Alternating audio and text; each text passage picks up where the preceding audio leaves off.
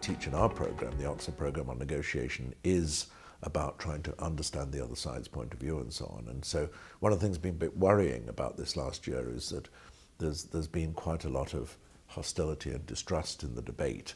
And so certainly what we teach is trying to understand the other side much more, trying to put yourself in their shoes and so on. And I think that's those sort of lessons, which are fundamentals of negotiation, are what people are going to have to address going forward. I think going into any negotiation, you really need to do your homework very well. Information gathering is absolutely key.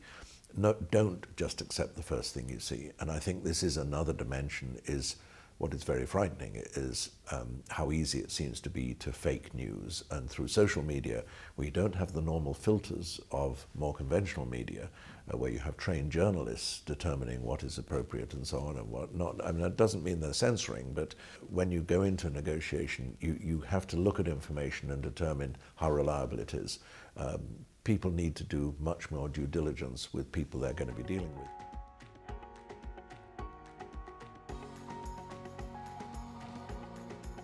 Because we were very focused on that Brexit was going to become a big issue this year, we put together a panel in 2016, and we'll do it the same. There may be a slightly different cast of characters, but we had a panel of real experts on Europe, on the sort of negotiations that will be involved in Brexit, and we had a very good open discussion.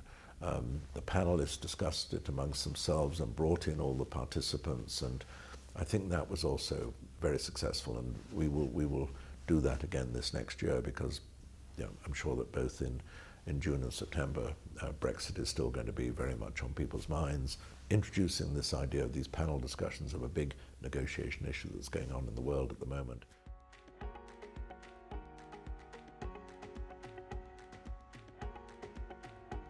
My view is it's a mistake if the negotiators on Brexit negotiate each silo within itself.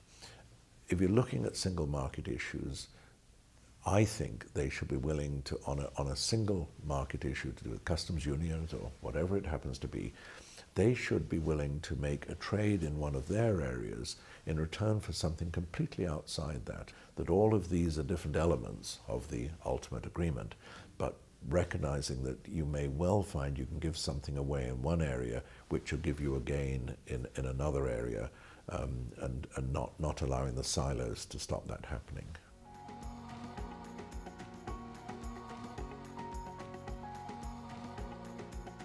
What we teach on this program does work. We've had masses of feedback of how well it's worked.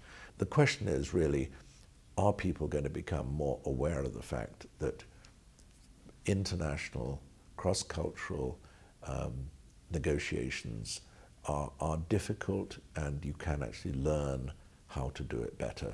And I hope that people can be persuaded of that, and the big emphasis on negotiations which are going on in the world at the moment, I hope will make people look and say, wow, I could actually learn, because we have demonstrated that you can teach people to be better negotiators, and I hope they'll come on the program.